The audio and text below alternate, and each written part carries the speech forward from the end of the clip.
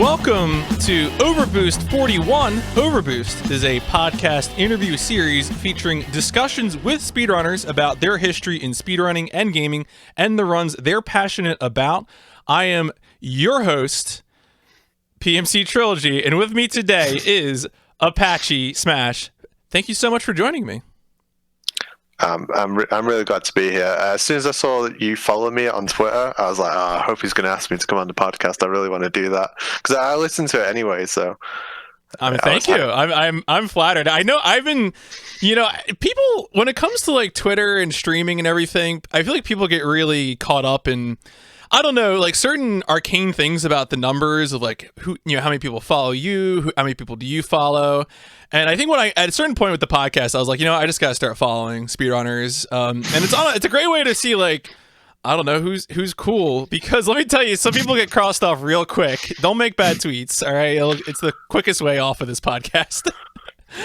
Yeah. You see a side of people's personality that you didn't want to see. Like, you'll see someone who's an amazing speedrunner and you follow the Twitter and they retweet anime all day. I'll say anime, but I mean a different word.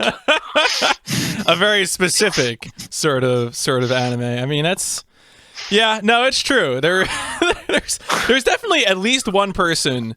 There is a speedrun tool developer, and I think everyone knows what I'm talking about, who I did not follow for a while, but I have refollowed them because they stopped doing something. And I think everyone probably knows what I'm talking about. That person's okay. They're fine. Don't worry about it. They can tweet what they want.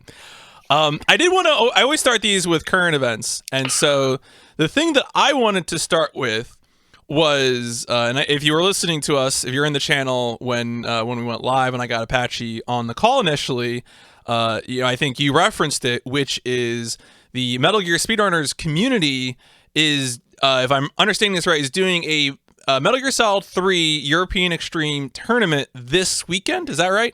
Yeah, it starts tomorrow, 1 p.m. EST. And so I kind of wanted to, I don't think I've had the opportunity to talk to someone about speedrun tournaments before.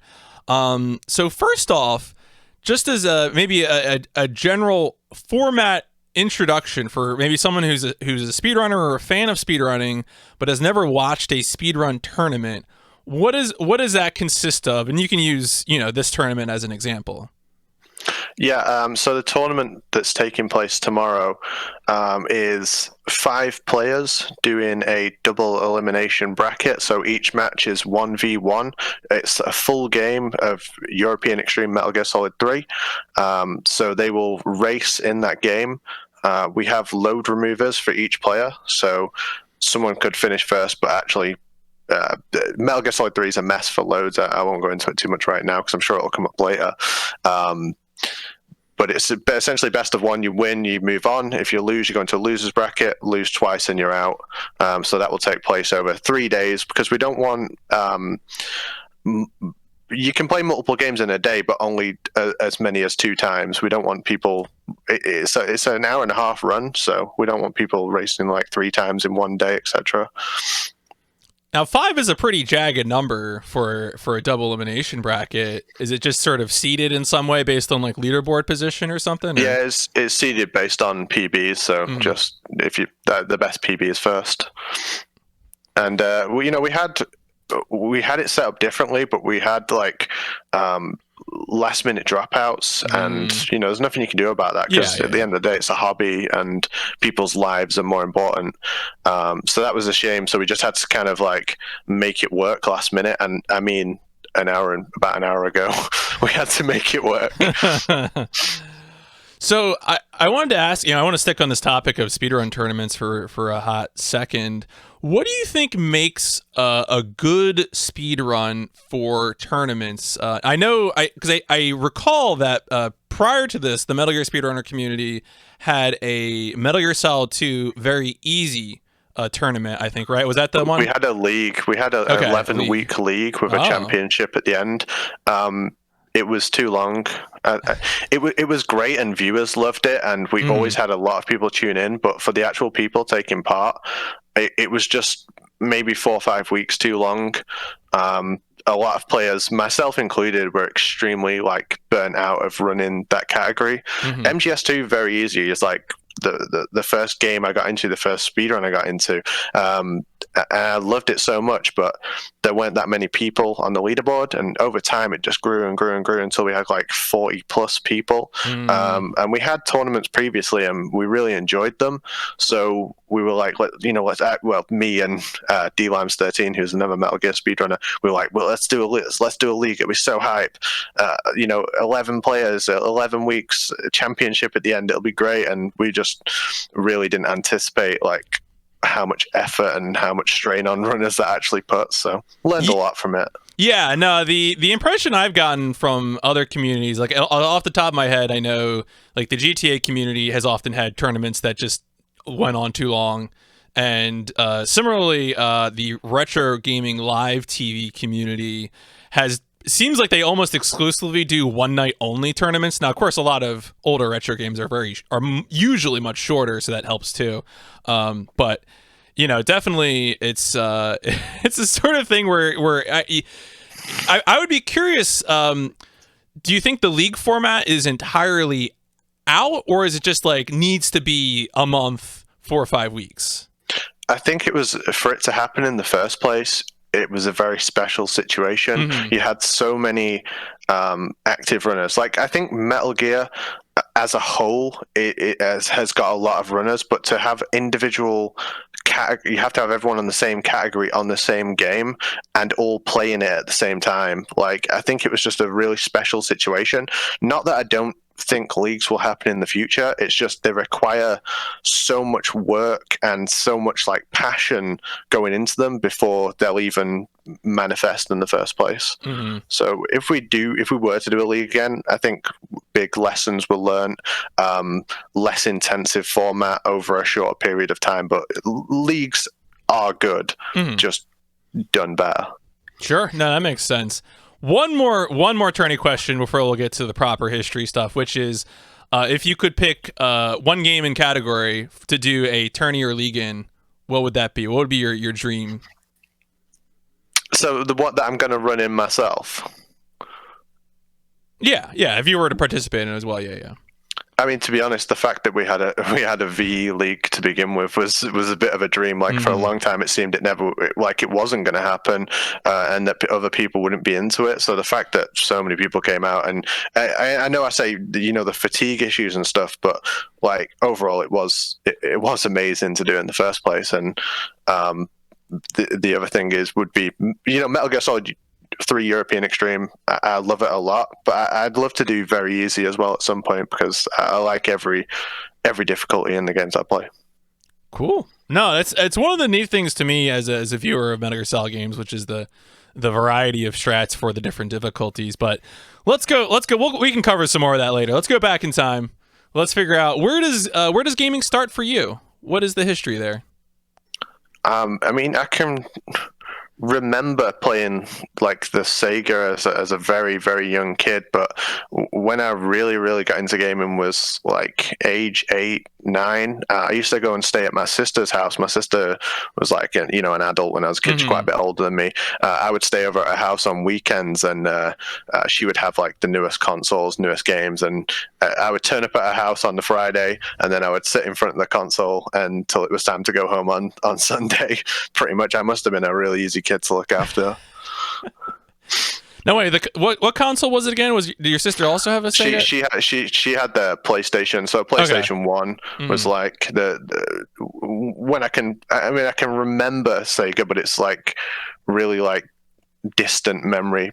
But sure. I can strongly remember playing the PlayStation 1. What games would you have been playing? The best memories I've got are like of the Small Soldiers game for the PlayStation 1. I don't know if anyone remembers that, but there was a Small Soldiers movie game made for PlayStation. It wasn't very good, but I was also a young kid.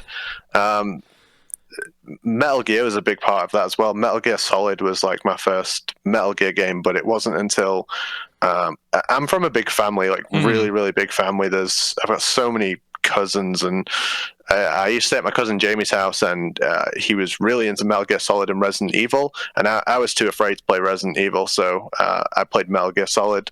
A lot of the time I spent like watching him play it. I mean, I can remember even being at his house the day Metal Gear Solid 2 came out, and I would just watch him play through it, and then eventually got to have a go of it myself. And I loved those games from when they were released to now.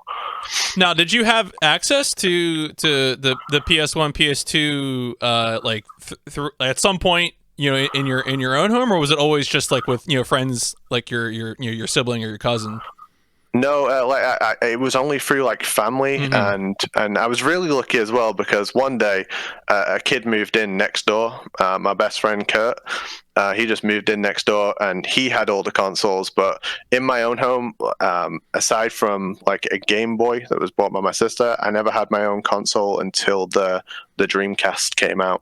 Dreamcast was the first console I personally owned, but everyone around me had PlayStation, so like I got to play a ton of games. Basically, like from the moment I woke up, I thought about how can I play some computer games. No, wait, what were you playing on? What were you playing on Dreamcast? I gotta know this. Shenmue. I love Shenmue. There's a game, I don't know if people will know it, but before David Cage made like Fahrenheit and games like that, he made a game called Omicron: The Nomad Soul, and it's got David Bowie in it. It's a really really cool game. So I played that, Shenmue. Power Stone, some horrendous games as well, like Ready to Rumble Boxing and Sega Bass Fishing. I had the controller and everything. The controller, yeah. No, that's the Sega fishing peripherals are always crazy. There's just the whole, especially like PS1, Dreamcast, and even a little bit in the 6th generation, like further in. There's some really really dank stuff. Now, so you're mentioning some of the games you're playing. Were you getting into like local couch multiplayer stuff a lot at this time? Like, were you playing some of the first person? Because as we get into like 2000, 2001, get into PlayStation 2, we get more more first person shooters, some fighting games. I don't want to talk about your handle, but there's one word in that handle, Smash, that makes me think there could be something coming up. What were you doing? Yeah. I mean, I played Smash casually. I had the next console I had after the Dreamcast was the GameCube. I got that for Christmas. I played Animal Crossing and Melee and like the quality games, but I got into, when the Wii came out, we played Brawl a lot. Competitive. All my friends would just like sit and play like 4-player. We had this ridiculous stage where you couldn't be smashed out of it unless you were stood on the top. So we would just sit and fight in this endless pit for ages. Like it was really very, very casual. I did get massively into Smash, but super, super late. I ended up watching the Smash documentary in like 2015 or some around then. I was like, holy crap, this game is amazing. Like it was like they somehow made this Smash game into StarCraft. It was nuts. And that's, I mean, I don't know if you want to go into this now, but like I wanted to be in a Smash tournament, but there was none happening in my area, so I ended up inviting like 20 odd strangers around to my house. I just held a Smash tournament in my own house because I was working at this point and had my own place. So I had basically like, I mean, half of them were like just in college and stuff. They were like 18 years old, and I'm like 20 odd, and they're all playing Melee. All of them playing Melee and Smash 4 at the time, which had just come out. And you find with Smash games, like the new one comes out and a few of the Melee players play it for a bit, but then they just go back to playing Melee because it's better. That's what they like. Yeah. No, I mean that's honestly one of the things that's interesting to me. Just as like my perspective on the Melee thing. I had played it casually, and then I would have gone to university initially in the fall of 2006. And I was like, oh yeah, I love playing Smash. And then of course, met people who were playing it at a competitive level. And was promptly trounced, of course. Not that I was ever good to begin with, and then to see it develop there, like I got into Twitch by watching Evo and fighting games, and then Evo 2013 happened. But it's interesting to me that you came into it. Now, would you have been into Smash competitively when that whole Evo 2013 thing went down, or was it really not until, because you said the documentary? Like, okay, no, so it was even after was that. Afterwards, and I saw that documentary late. I think if I had known about it sooner and knew that you could play it like that, like I would have been into it from the start. But I just wasn't, exposed to it. That was all. I just missed out on it, I guess. Mm-hmm. All right, I'm gonna keep things chronological. We might come back to some more Smash stuff, but I want to keep things a little chronological right now. Going forward from there, you mentioned, got a Dreamcast, got a GameCube. Do you still have any of that stuff? Any of like the first stuff that you had, or is that no? No, absolutely not. I mean, I don't even know what happened to it, but like I struggle to keep, like, you're talking about my gaming history chronologically. It's impossible to recall it that way. Like, it's just a mix of memories. I have ADHD. I was diagnosed as an adult with it, but like a lot of this stuff starts to make sense once you know you have ADHD. Why you can't remember stuff in a good order. But no, I don't know what happened to my Dreamcast. I don't know what happened to my GameCube. But no, it's all gone. I've rebought stuff like that since. I mean, that's fair. I'm pretty good about keeping things in one piece, but I'm also a sort of person who hates dragging things around. So I've sold lots of stuff, but now I've ended up with like 3 or 4 PS2s because I like speedrunning things in PS2, and that's what happens when you speedrun things in PS2. I'm sure you probably know some of that as well. Yeah, I've bought entire consoles just for one game. Like, I play Metal Gear Solid 3. I own 3 different consoles to play it on. Like, that's all I use it for. Now, here's a question. So you already mentioned that, at a certain point you were able to host a tournament because you're an adult with a job, with your own place. One of the questions I like to ask on the podcast is, as you're progressing towards independence, you're at some point taking ownership of your gaming hobby. And this, I think, often manifests itself in a sort of turning point where instead of getting a new console as a holiday gift or something like that, you end up just buying that new console yourself because it's what you want, because you got your first few paychecks or whatever. I mean, I think for me, at the age of 15, I worked the whole summer and then used all my money from the whole summer to buy a gaming laptop, something like that. Do you have any story like that where you say like, oh man, now I'm going to go buy, a 360 or something? I don't know. No, probably not until I was 18. I got my first job when I was 18. I worked in a bar. Up until that point, like, I was kind of poor growing up, but I didn't know until looking back on it, like, I didn't realize that, I was just like, my dad won't buy me any games consoles. It's because like they couldn't afford that sort of thing. But you don't think about that because it wasn't bad times. It was just like, you just can't have that. But a lot of my friends were rich, like comparatively, so they had everything. So I played a lot of their games through them, through my family. We didn't struggle for games. Don't worry, chat. It was okay. When I turned 18, I got a job, and I remember my first wage was £73, and I was like, I'm rich. This is it. I suppose everyone like feels that way the first time you get paid. Was there a particular gaming thing that ended up being the first thing that you purchased with your own wages, or? I don't know if you recall. It might be hard. I don't recall that well. Like the only thing I can remember from that time is like I remember buying Skyrim on release and being so hyped. We had all our like computers set up. Just my friend had a hotel, and we had all our computers in the basement. His brother used to walk in and be like, he thought it was like there was a lot of like hacking going on in the news, and he used to walk in like, this is where it's all going down. This is where the hacking is, because we just basically had a LAN every single day of the week. But we all had it like pre-purchased on Steam. I remember just feeling good that I could buy that game, and I was ready for it, kind of thing. And then you could keep buying Skyrim, really, on many different versions. Forever, on your fridge, yeah. The sad thing is, like, the Skyrim just isn't a very good Elder Scrolls game.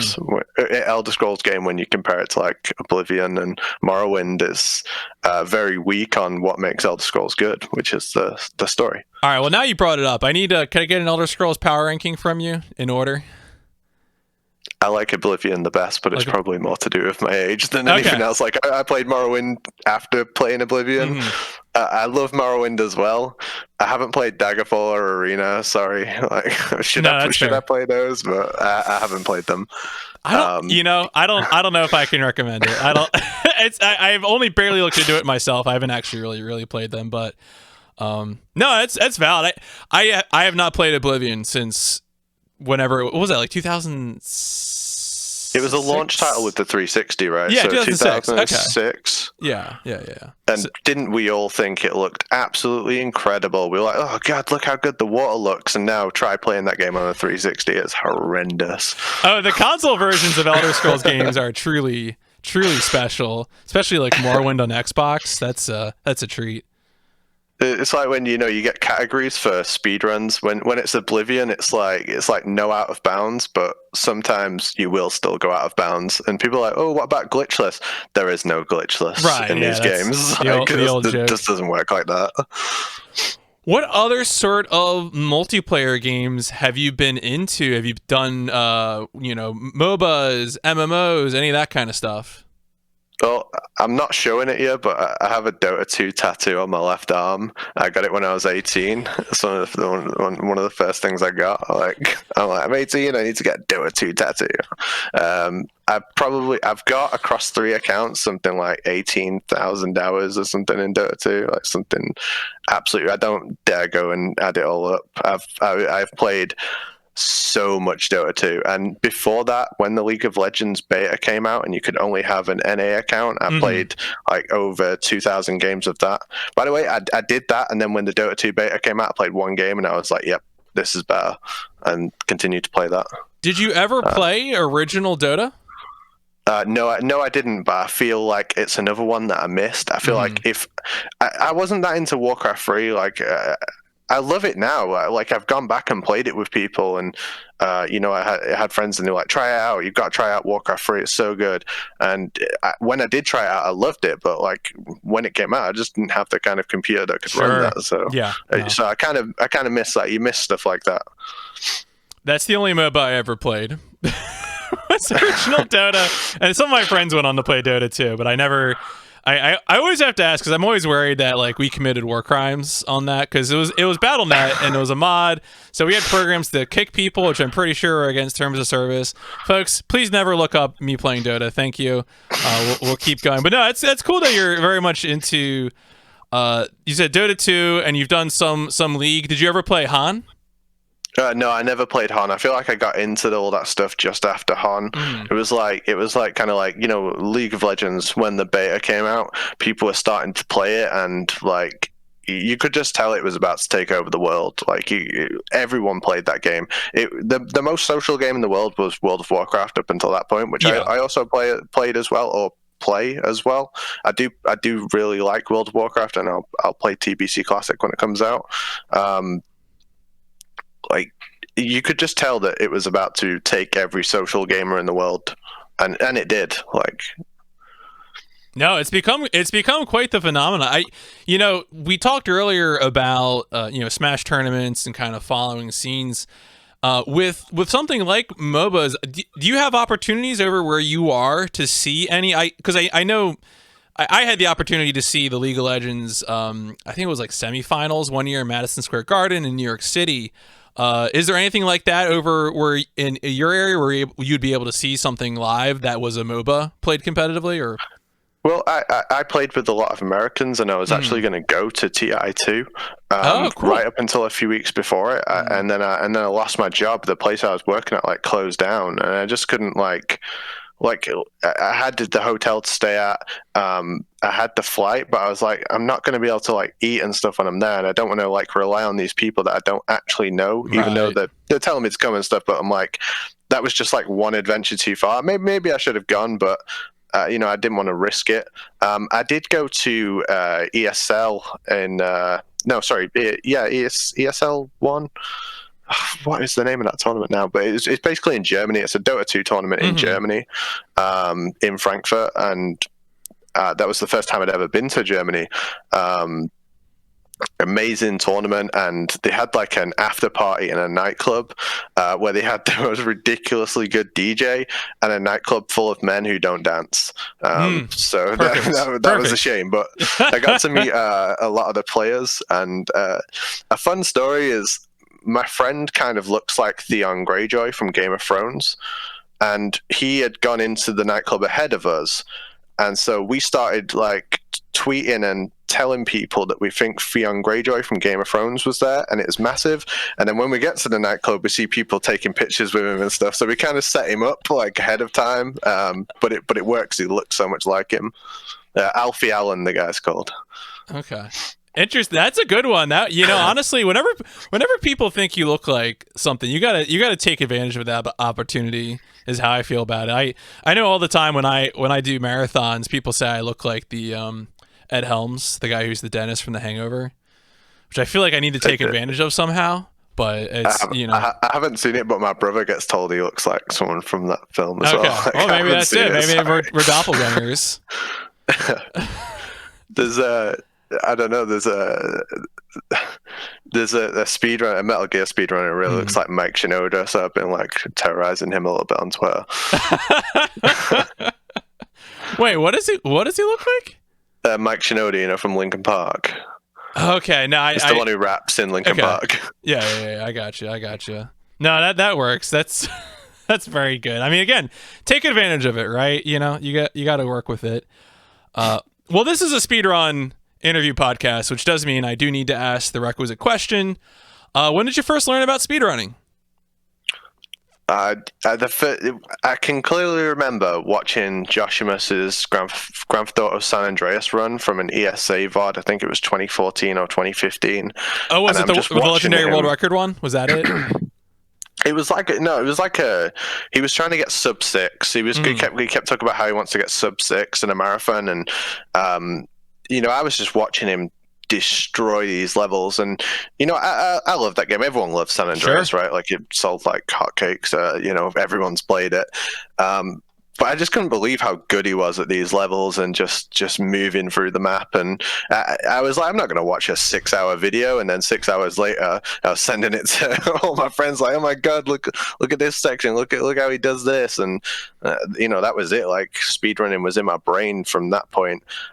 It didn't make me want to go and buy a copy of San Andreas and run it. I just wanted to, see who else could be this good at, were the people doing this for games that, other games that I like, and, what's possible. And I hadn't even had that point, the Narcissa Wright moment where you first see like, this wrong warping and things like that.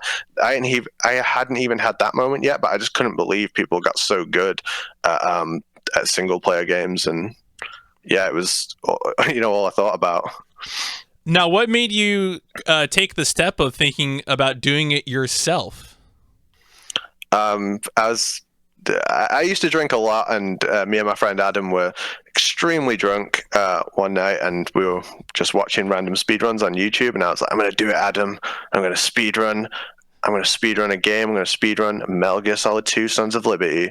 And just like did a run on like a PlayStation 2 emulator, and I'd played that game for years. Like I used to say to people before I even knew what speedrunning was, I used to be like, I can complete this game in less than 2 hours, right?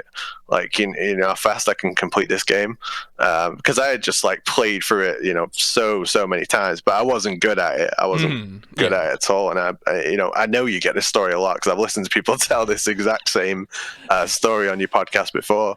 I did my run, and then I was like, what else is out there? How do I get better? And join Metal Gear Speedrunners. So that's a question itself too. Is I think one of the things that's interesting about series of games and communities around series of games is you end up having people put in a lot of great work and labor in terms of creating and supporting these communities. And I've been, of course, really impressed with the stuff that Metal Gear Speedrunners have done. Plywood, who's heavily involved, was one of the, I think it was OverBoost number 4, was on the podcast. And we talked a little bit about stuff. So at what point in Metal Gear Speedrunners history did you get involved with them? How does that come along? That's pretty recent. In terms of actually being staff, because I'm staff for Metal Gear Speedrunners. I run the social media. I'm actively a part of kind of any discussions in there.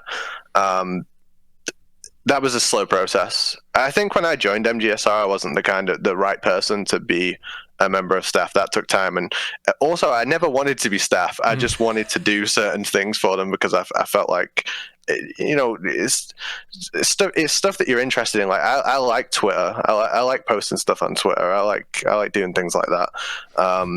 So I really wanted to run the Twitter, but I also didn't want like the staff tag.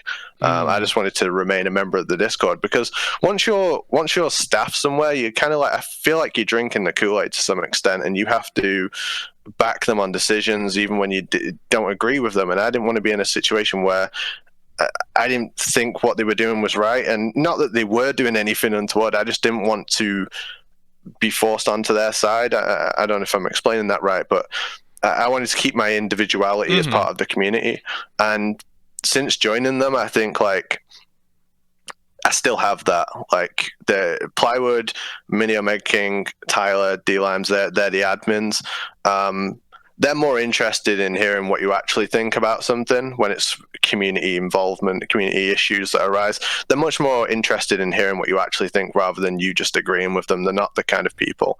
And if you don't know the Metal Gear speedrun community, as far as speedrunning goes, I think they're the best community around. Like I have been I've been introduced to speedrun communities, and it's the best. It's so friendly, so helpful, and I will sing its praises, but not because they forced me to. Let's dial back a little bit, because you talked about casually doing beating Metal Gear Solid 2 in a sitting, especially after maybe having too many drinks. Yeah. At what point did you sit down? Do you remember what was the first time you put up live split or a timer? I mean, I know Metal Gear. I do believe you guys do use for leaderboards. You use in-game timer, right? Generally. Yes. So often. MGS 1, 2, 3, 4. That's as far as I'm willing to go on the subject. No, that's good. The IGT is for the mainline series. IGT is really, really common. But in terms of like sitting down and recording a run to submit to a leaderboard, do you remember the first time that you did that? Yeah, I think it was a 1:15. Metal Gear Solid 2, very easy, 1 hour 15. But I was renowned for when I first joined the community. Every single time I got a PB, if it was 1 second, 5 minute, whatever it was, like I would just post it and be like, check out my new PB. And then 7 hours later, I'd be like, here's my new PB. Like I was just so excited. Like I was just like, whoa, I'm in this cool thing. I'm a speedrunner now. So I was posting PBs all the time. But like I think 1:15 was like the first time I submitted to the board. And now, what versions? Because I think one of the things that's interesting is kind of depending on when you started and also what you were running. The ease or difficulty of capture varies. Would you have been doing those runs on a console version or a PC version? So a lot of people don't really know about the Metal Gear Solid 2 PC version, but it's been out for forever. Excuse me, I really got a cough. Sorry. It's been out forever, and it was re-released on GOG recently, and people think that that's like a new PC port. It's not. It's literally that same PC port that came out on CD-ROM, whenever back in the day.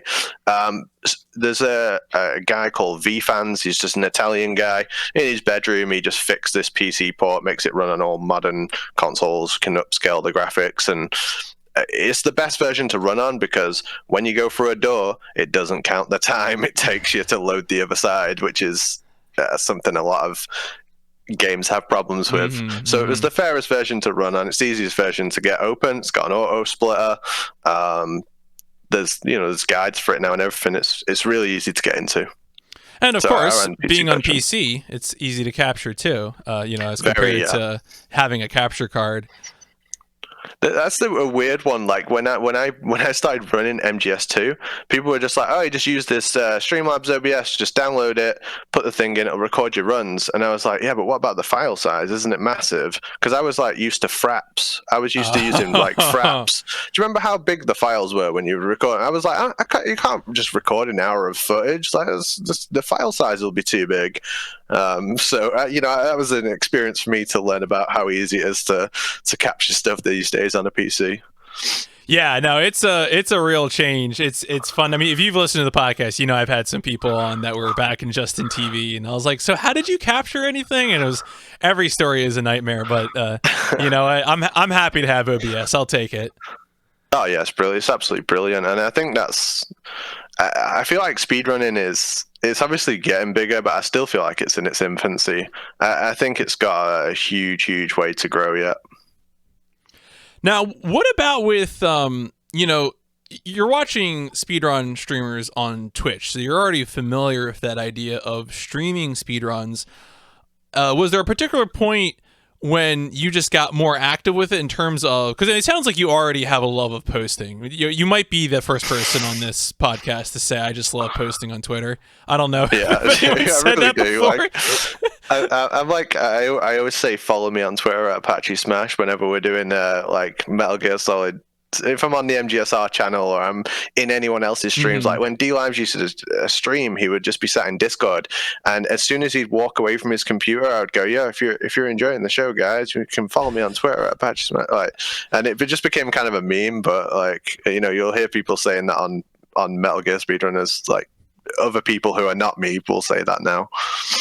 So I guess what I'm asking then is, was there a point when you decided to stream more regularly?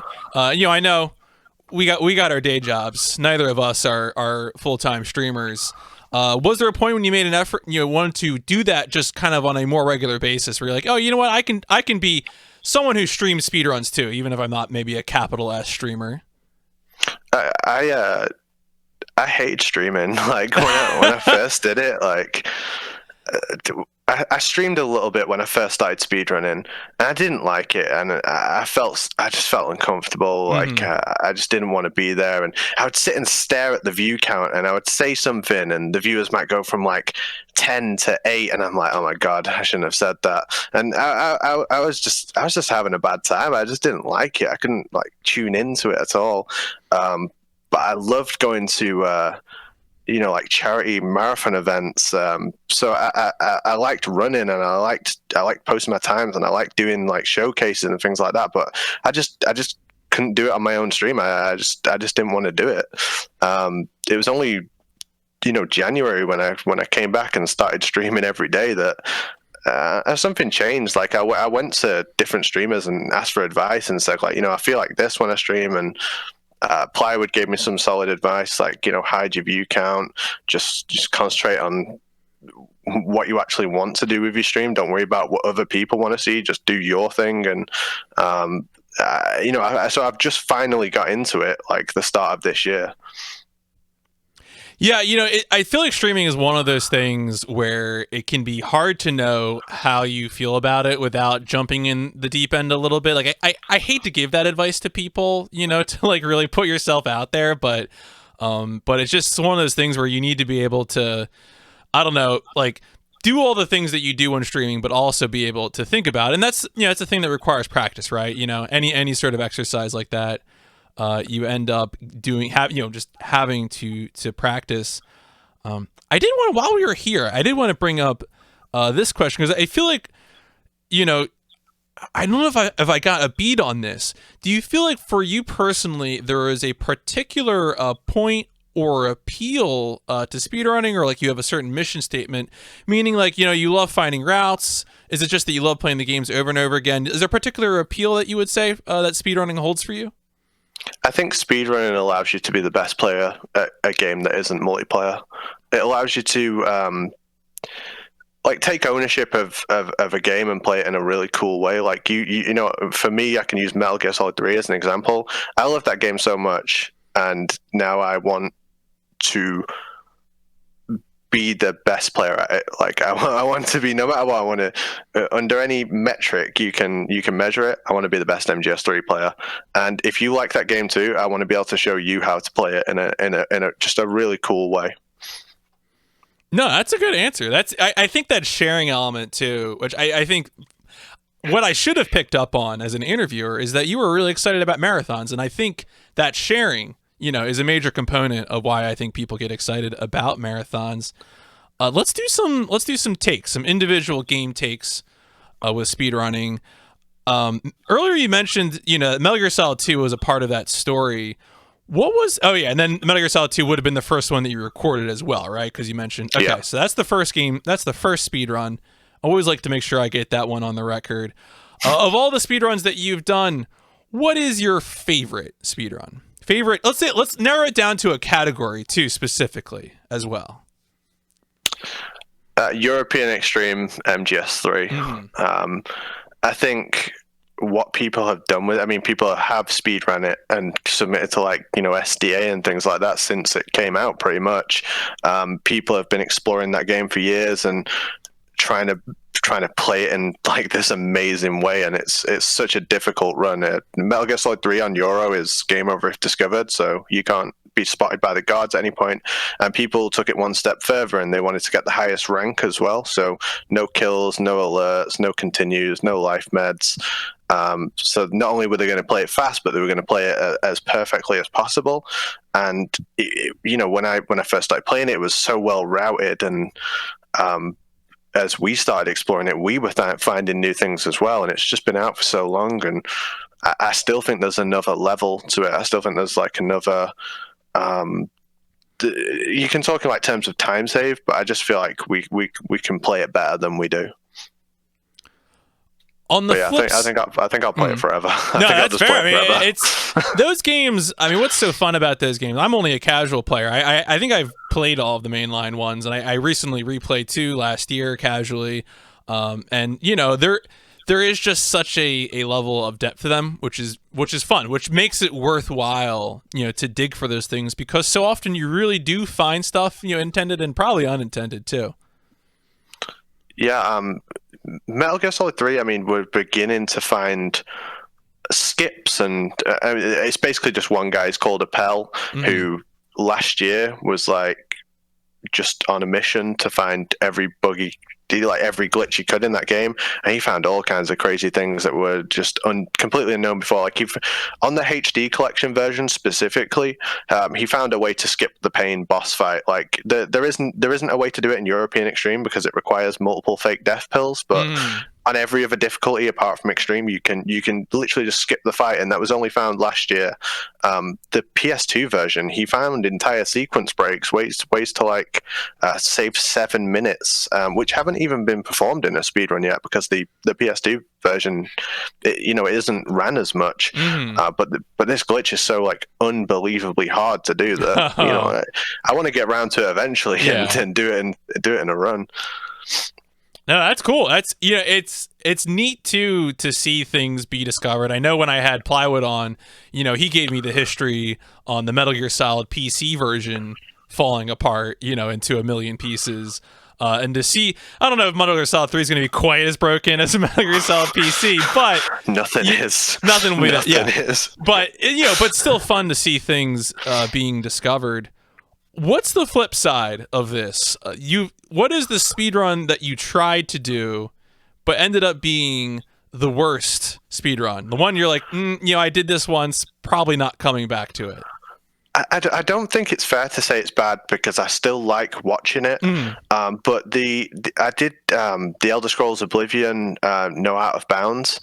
And I don't know if you've ever seen that speedrun, but basically you just drink a ton of skooma and run around really fast.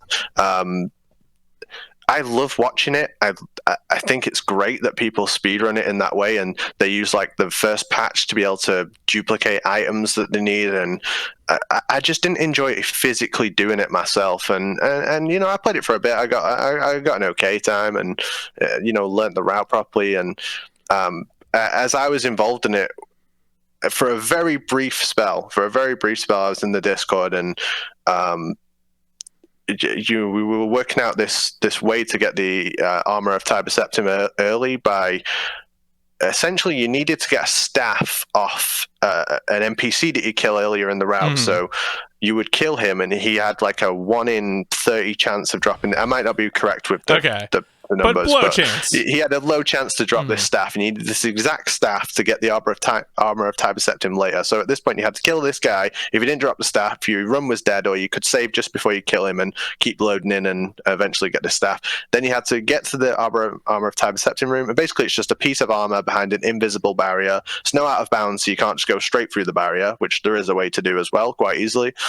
So you just hit the wall with the staff, and the armor would come flying at you, and you'd pick it up.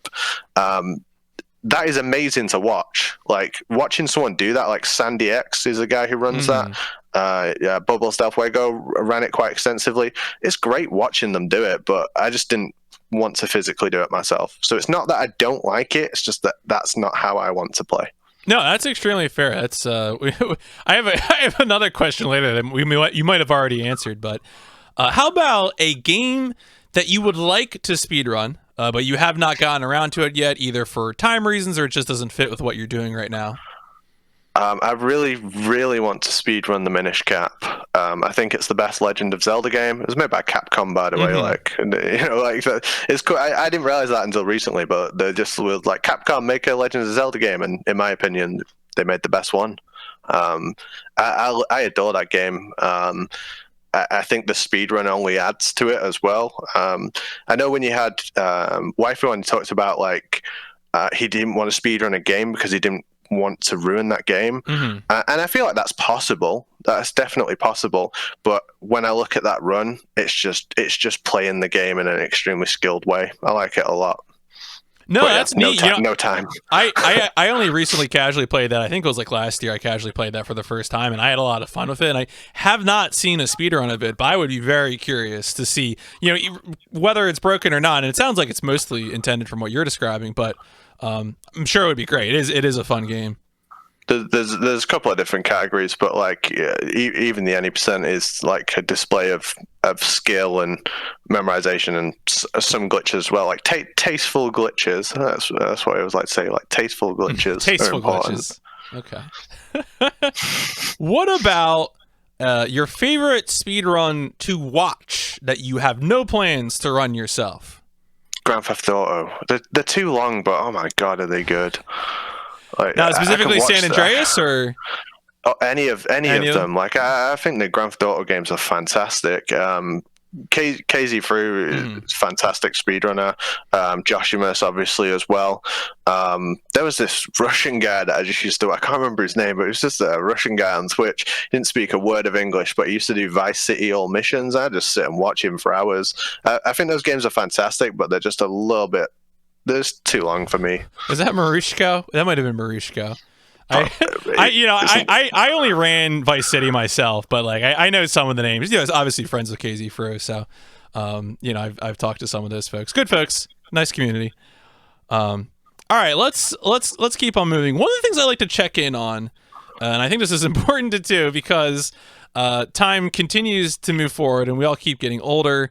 Is there anything that you do in particular when it comes to maintaining good health, and this could be your hands, wrist, back, anything like that, when it comes to doing runs and playing games for long periods of time?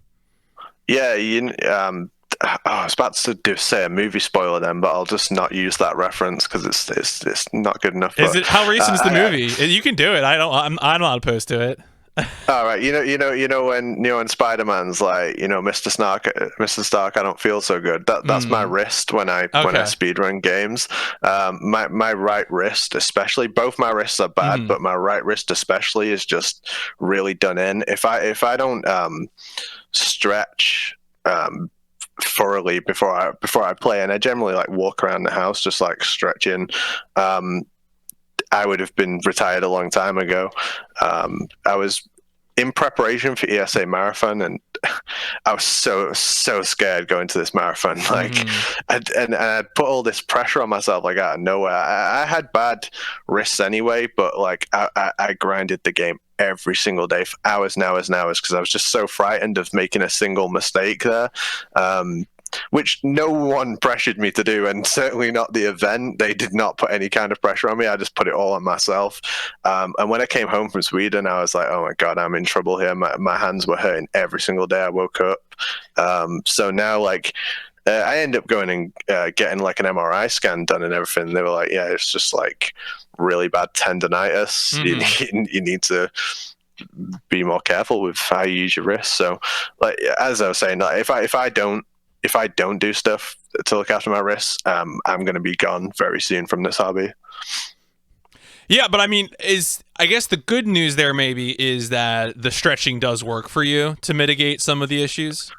Yeah, I'm still probably playing more than I should, but when like I just get really into MGS3 tournament, like I'm so excited about it. Like all I want to do is play and practice and do the best possible I can. Yeah, I mean, hopefully, I mean, my hope, I think I have a few years on you. My hope is that, for all of us, if we do take preventative measures, that it'll pay off, that we will be able to enjoy this hobby for years to come. I hope that is the case, but we'll see. Do you have any plans to, certainly you've gone to see, a medical professional about it, which I'm jealous. I feel like America, we're discouraged from seeking healthcare at all times, which is great. Have you it was ever completely free, by the way. I don't mean to flex on you, but please, it was totally please free. flex as hard as possible. Like, this is a stupid country I live in. What about like compression gloves or stuff like that? Have you looked at any of that kind of thing? I've tried them, but I haven't really felt any benefit from them. More just like a hindrance in the way I play. I'm just old and I have to play less than I do. Basically, I just can't play computer games as much as I want to, because I didn't take the preventative measures when I was younger. And I'll say to you, a wise man learns from his mistakes, and a wiser man learns from other people. So please learn from mine if you're younger, and look after yourself. No, that's good advice. That's wise advice. It's certainly, yeah. It's always listen to your body. At the first sign of like real ass pain, like stop whatever you were doing and think about it. Consider an alternative. I beg of you. All right, let's start diving into some specific games. We've already talked a bit about Metal Gear Solid 3. You mentioned pretty much your favorite run, especially Euro Extreme. Was this a game that, because I think you mentioned playing Metal Gear Solid 1 and 2, with family around the time that those games would have first come out. Was it the same case with 3, where that was a game that you were introduced to when it came out on PS2? When 3 came out on the PlayStation 2, I just thought Metal Gear Solid 2 was so much better. And looking back, it was probably because the MGS3 came out like right at the end of PlayStation 2's life cycle, and it really pushed that console. I remember it chugging on load screens, like the PS2 frantically trying to read the disc. Metal Gear Solid 2 was just probably a better product at the time, and obviously, like, Metal Gear is huge for people who enjoy the story, and I feel like it's so popular because it did both the story and the gameplay so fantastically well. But I've always been more into the gameplay of them than the story. Obviously I played through them, seen all the cutscenes, could probably recite most of the cutscenes from the games, but I was always big into the gameplay over the story, and 3 was probably just a little bit difficult on the PS2. I mean, like, to look at, it was the frame rate dropping and had issues. I didn't truly love 3 until I played it on the HD collection. And now, okay, and so of course you would have probably played that, I guess, on 360 or? No, I think I got into speedrunning 2, and then I wanted to try 3 again. So people, probably Mini Omega King was like, it's HD collection's the best way to play it. So I bought a super slim PS3 specifically for it. Previous to that, I'd played it on, I'd got the Xbox One for it, which isn't a very good port of the game. At first, when I was trying out the HD collection, I was actually playing it on PS Now, which is like the Sony live streaming service. Yeah. Not a good way to speedrun a game, but I have done runs on it. No, that's fair. There's PlayStation speedrunning. That we could have a whole roundtable podcast about. It's a mistake. Versions of PlayStation 2, PlayStation 3, PlayStation TV, PSP, PS Vita, PS4, PS Now, SSD, HD. Do you know what the load trick is? What's the load trick? MGS3 has something called the load trick. Okay, and if you look please, at it on speedrun.com, it will say load trick used, yes or no. So load trick is a way to make your game load faster the second time you play through it. And this was discovered long before I got into speedrunning the game. If it was found now, I would delete people writing about it and be like, do not talk about this. Everyone hard resets before you play. But basically you play the first 40 minutes of the run. So you play from the start of the game all the way up to if you're familiar with MGS3, it's where you get captured for the torture section. Yeah. And then you quit out and then you start your run and the game loads faster. Yeah, no, you're absolutely right. If this was found now, it would 100% be banned. Yeah, absolutely. It would be hard reset. No question about it. Like, I mean, I don't know. Maybe, again, I told you I did runs in the GTA community. There's issues like this all the time where you need to close the program, reopen it, because open world games are terrible at this. Like, I don't know to what extent you would consider the first 40 minutes of Metal Gear Solid 3 an open world game, but certainly GTA, Just Cause, more games. If you don't actually restart the game, weird things happen. There are tracks from previous playthroughs. Yeah, and we can just get rid of it because we can just say, hard reset before you start your run. And we can see all the logos come up. It's really obvious. It would be very easy to get rid of. I wasn't there when it happened, but I'm assuming someone started doing it and worked it out and didn't tell anyone, and then it got passed around in whispers like, oh, I know how we can beat their run. Just play your game for 40 minutes first. And it was eventually like, which runs have this? Oh, all of them. Oh, I guess we have to keep it now.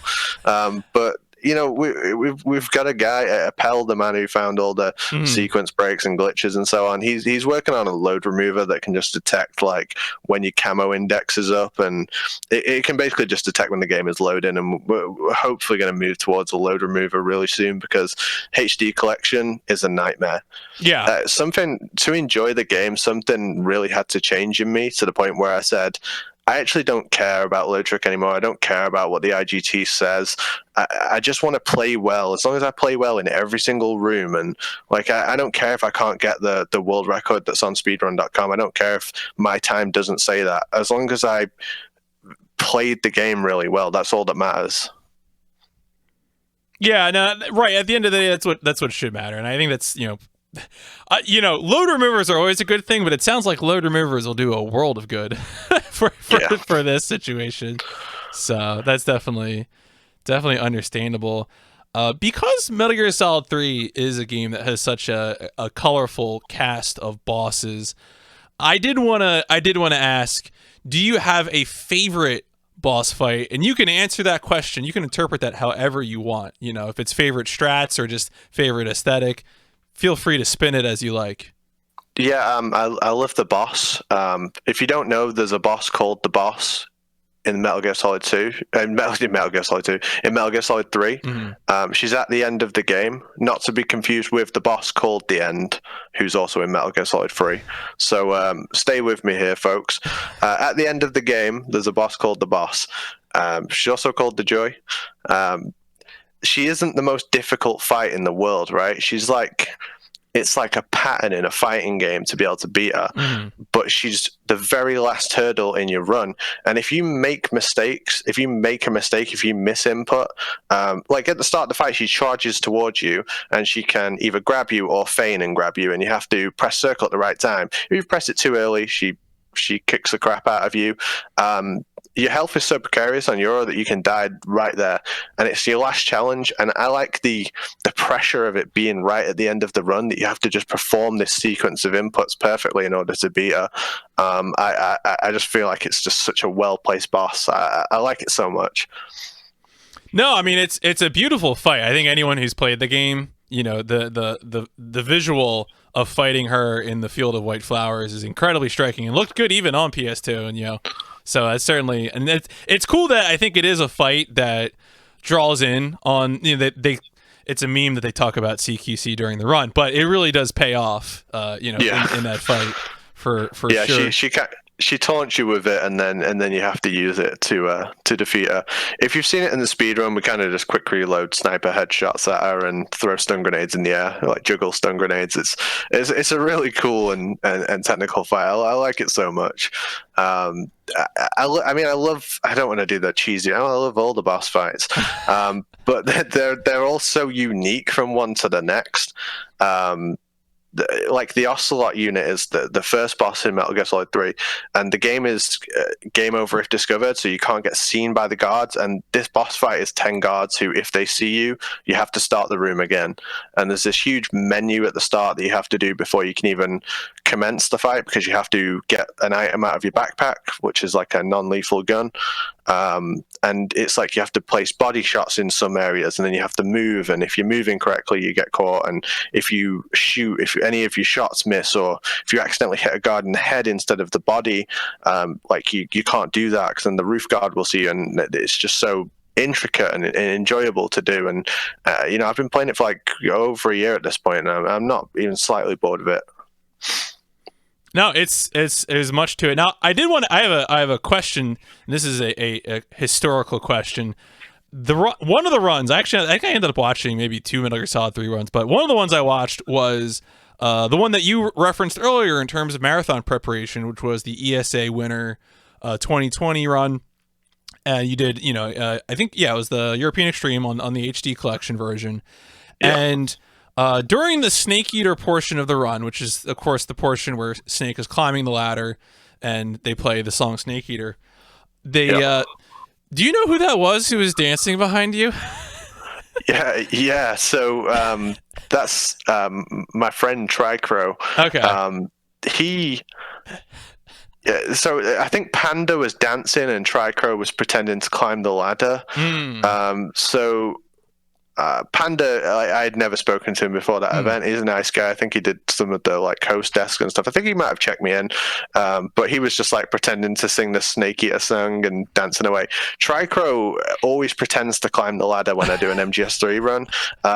The first time I ever did it at UKSG, I just looked behind me at some point and he was doing it like completely unprompted, and it became a thing. Like every single time I did a run of Metal Gear Solid 3, Tricro would stand behind me and pretend to climb the ladder.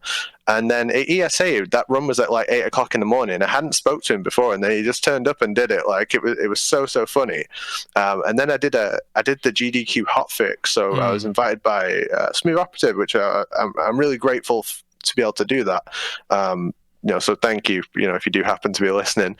And I just saw him in the chat at that point when I got to the ladder section.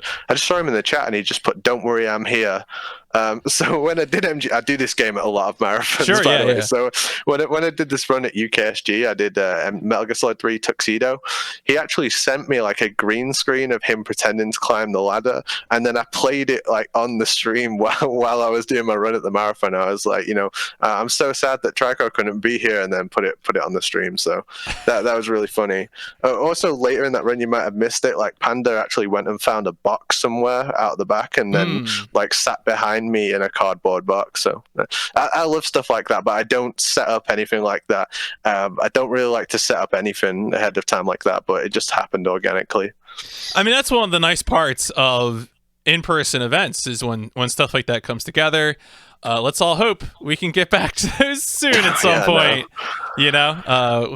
Hopeful at some point. So obviously, yeah, that was ESA Winter 2020, which I think was probably like the last big in-person speedrunning event before things started. I think the only one I could think of was like earlier last year, I had M Sushi on, who went to some like French speedrun event. Like that might have been like the last thing, but like it's funny to think about. But you mentioned UKSG, and so one of the other videos that you sent me to watch in preparation for this was the 2-player 1-controller run that you did of Metal Gear Solid 2. I think that was the Sons of Liberty Very Easy, right? Yeah. So 2-player 1-controller. I met my girlfriend through speedrunning. My girlfriend Mayu-chan, probably seen her in the chat, like telling all the intricate details of my life. But I met her through Metal Gear Speedrunning. So like people have done 2-player 1-controller runs of Metal Gear, but it's normally been in a situation where you had 2 people who lived across America from each other, and they met up one weekend, and they got to do like a couple of runs, and me and Maya lived together, so like we were just like grinding that all day. Like, it's fun to be able to share a hobby like speedrunning with your partner. I mean, I don't think many people get to do that. I'm sure it does happen, but I don't think many people get to share the hobby where they both run the same game and can do something like that. So I was really proud of that marathon run, because it was her first ever marathon run, and it went really well, which most people don't get to say that. Most people's first marathon run goes not badly in a sense of like, oh my god, I'm never invited back because it was so bad. Just like, you don't play as well. You can practice all you want, but you won't play as well the first time you put in that situation. Mine was horrendous, by the way. I mean, you got through it. You're extreme. You've already said yourself. That's not kidding around to do that. No, it's intimidating, but I feel like I had a lot more anxiety, and now I see her, Mayu, going through it for the first time, and I see a lot of myself in her, in the way she approaches speedrunning, the way she approaches marathon events. Like, you can tell she wants to do it. She will put herself out there to do it, but when it comes to like coming up to showtime, she gets really, really nervous. And for her and for anyone in that situation, it does get easier. You just keep doing it. It really does get easier. Yeah, no, practice makes so much difference, because what's going to happen too is that one of the easiest ways to improve is to watch back what you did. My early marathon runs, I would always watch them back and be like, I can't believe I kept relying on this, this one crutch phrase or something. Like, I would say for safety too often or something like that. And you watch it back and you learn to improve, and you get a sense of how to change it up. And again, that just comes with practice, which also too, I think the biggest thing I could say is there are lots of nice online marathons. Wengus is a great resource now. If anyone's listening to this and you're like, oh, I'd love to, if you think a goal for you is to go to an event like an ESA or a GDQ, getting involved with, there are lots of great small marathons online is the best place to start. So, and there are lots of them accepting submissions right now. Several that I know are available right now. So yeah. UKSG submissions are up. I have to say that because I'm on the schedule team for UKSG now. So like, submit to UKSG. I really want to say thanks to UKSG. They were my first event. They accepted me with Metal Gear Solid 2 very easy. A solo run, which the time I got, me and Mayu hammered 2-player 1-controller, by the way. We finished way faster than my first marathon run there. They took me on. I'd never done any runs before. I was very much an unknown entity. I had like my PB on the leaderboard with no commentary on it, and they gave me a shot, and I don't think I would have got into the hobby quite as much as I did if I hadn't have attended that little event in Glasgow, Scotland first. No, that's the way to do it. That's the way to go with it, and just get in there, especially when you have that local resource too, right? Which is really fantastic as well. A thing I wanted to ask about, and this is, I don't know if you know this, but one of the things I like to ask people about is to what extent their game or one of their games has had any sort of interaction with developers or publisher. Now, of course, we're talking a lot about the Metal Gear series, and there's a lot of thorny stuff going on there in terms of the director and the publisher, the future of the series, etc. And I'm just curious, has Metal Gear Speedrunners had any sort of acknowledgement or interaction with like the brand on Twitter or in other ways? Yeah, big time. Konami like retweets us all the time. Konami retweets like they retweeted the European Extreme Tournament when it first got announced. Like when I got the first, I think this is what the story is, but I got the first ever single segment Foxhound run in a tuxedo. So MGS3 in a tuxedo and the highest rank, which is as difficult as you can imagine. You kind of look like James Bond. The guards catch you easier. You can't use CQC, and it's rough. So I got that, and I was like popping off on Twitter about it, and I swore a load of times in this tweet. I was like, yeah, effing did it, etc. And it's getting like loads of people were tweeting it. I think people just enjoyed the energy of it. But Konami, while that tweet was active, went and retweeted my pinned tweet. And I think it's because they wanted to retweet that tweet, but it had too much swearing in it. So they do kind of. I think if they see it, if whoever runs the Konami account, you obviously really do care about this stuff, and we appreciate that. You're kind of on our side, and I have never had any contact with them. I've never spoken to them. They do it basically at random, but they do shout out the community. They do retweet and get involved, and I think they've got their own stream team called K Code, right? And there's various Metal Gear speedrunners that are on there as well. No, that's neat. I will say, and maybe this is part of I guess Konami being a big brand, is that I do think that social media managers are getting more savvy about interacting. I mean, with speedrunners, with other types of content creators. I know for a long time that the Just Cause people didn't really, they weren't responding to me. But when I went to AGDQ, suddenly things were like, oh yeah, we love it. Speedrunning's great. But I'm glad to hear, because hopefully that means that people who are into Metal Gear stuff are finding you by way of Konami's Twitter. Yeah, I think we can all do a lot more to kind of put it in front of them as well. Mm-hmm. You can't expect them to actually go and do the work. Like, you don't have direct lines of communication, but this may be different for your community. I don't know how big your game is, hypothetical person, but if you can find a way to put what you're doing for the game in front of the people who have influence on Twitter and things like that, they probably will get involved, especially if they can do it with just by retweeting you. But you need to already have everyone in your community liking and retweeting and sharing that stuff, because if your community is not doing it, why would they then support it? You need to extend the hand first, I think. No, I think putting out a good foot forward will do a good bit to give them the opportunity to follow up on it, because if there is someone out there, that'll be bringing it along. And so another question on this, maybe this is kind of similar to it. It sounds like you're pretty dedicated, at least to 3, for example, to Metal Gear Solid 2. Those are games you can probably keep playing for a long time. I'm curious, for you, do you feel like you have any sort of expectations about future games in this vein? And what I mean by that is, do you think there's going to be more, Metal Gear, or would you expect to be, like, for example, were you interested in Death Stranding, future Kojima games, or are you just not really worried about that? Like, you're just going to find what you like and not worry about following, the brand or Kojima's brand, I guess? I think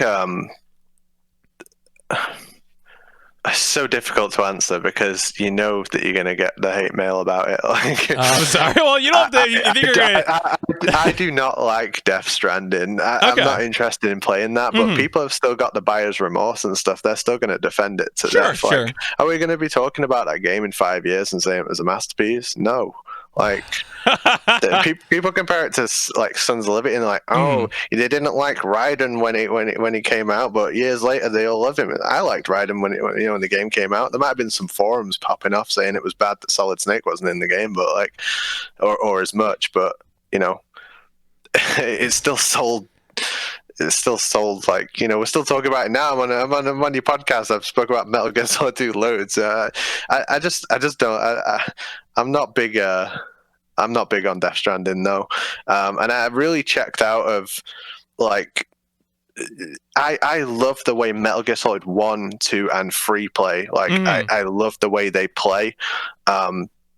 Metal Gear Solid 4 is only on the PlayStation 3, right? It's a great travesty. It's only on the PlayStation 3. It's never had a re-release. And so you can't play that game at a stable FPS. And if you love the gameplay, Metal Gear Solid 4 is hard. If you like the story, or it was your first Metal Gear game, which for a lot of people it was their first Metal Gear game, and so they love it, like I can't enjoy that game. I can't sit down and play Metal Gear Solid 4. I don't like it. Metal Gear Solid 5, the gameplay is just not for me, and it's completely removed from the kind of game that I like to play. I don't think I'll ever see another game like, there isn't a game like Metal Gear to begin with, or it's never been pulled off as well. That style of gameplay, the mix of like, it's kind of like a military third-person action game, but it's also got like magical realism mixed in with it. So you have like these crazy boss fights mixed in with like rooms which are in a way puzzles, which we're still working out new ways to solve. I just don't. You're not going to see a game developer make a game like that unless it's like from an indie platform. And if something comes out even similar, I'll try it. But yeah, of course, I just don't think a big studio is going to look at making a game like that. Maybe ever again. Yeah, no, I think I think they are unique games for all their influences in the period of time they came out, and I think that's a fair answer. And of course, you also said that, you are keeping an open mind. If something comes along, by all means, we'll check it out and we'll get to it when we get to it. But I did want to give myself a segue there to get to another thing about being involved with developers, though, was one of the videos that you sent me, which was very cool, was a co-op run of Time Splitters 2 that you did, where you had one of the developers, was it Free Radical? That's the name of the company, right? Or what? So originally of Rare and then later Free Radical, David Doak. For anyone who doesn't know David Doak, he's the guy in the facility level in GoldenEye, Dr. Doak. He was one of the game developers and later the lead game developer of Time Splitters, and also a game called Second Sight, which was very good. Like, I don't think he's made a single bad game or been involved in, like, he hasn't been involved in a huge number of games, but everything he has been involved in is quality. People always say, like, oh, how did you get him to come and do it? It's like, I was about to ask that. And yeah, I just sent him a message and was like, yo, we're doing this for charity. It's like homeless people. Do you want to come, like, watch us play this game and talk about it? And he was like, yeah, sounds great. And like, people always say, like, how did you do that? It's just like, you need to actually ask people. Like, he wasn't going to ask me. Like, he wouldn't, he wouldn't have known that from anything. And I'm still not over how much I enjoyed that experience. But I think, like, my friend Adam, who did co-op with me, like, he'd never played that game before. I was like, I was trying to recruit someone to come and speedrun Time Splitters 2 with me, because I always played it on co-op anyway. I never really played it single player, so to me it was a co-op game, and that's what the story was. I knew I wanted to run it, and I needed someone who would, like, my friend Adam is just super good at games. Like, we run mystery tournaments together. He's played every dodgy ROM in the world, every weird game. You cannot pull out a game that will surprise Adam. He has played everything.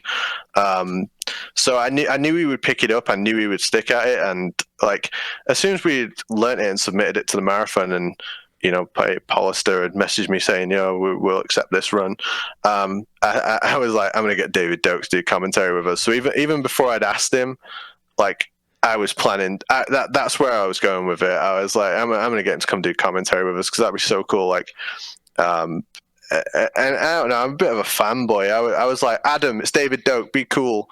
We're gonna join Discord with him now. Just be cool. And I seen his name come up in the like channel. I was like, oh my god, it's David Doak. So I was like nerding out the whole time, and the run in some ways is kind of ridiculous, because you can hear, like, the GameCube controllers being smashed around the entire time, and the microphone capture wasn't great, but I didn't care. Like, all the effort I've put into runs, I just felt like this one's for me. This one's my run. It was a fun run to watch. I feel like developers, of course, do great work in terms of making the games.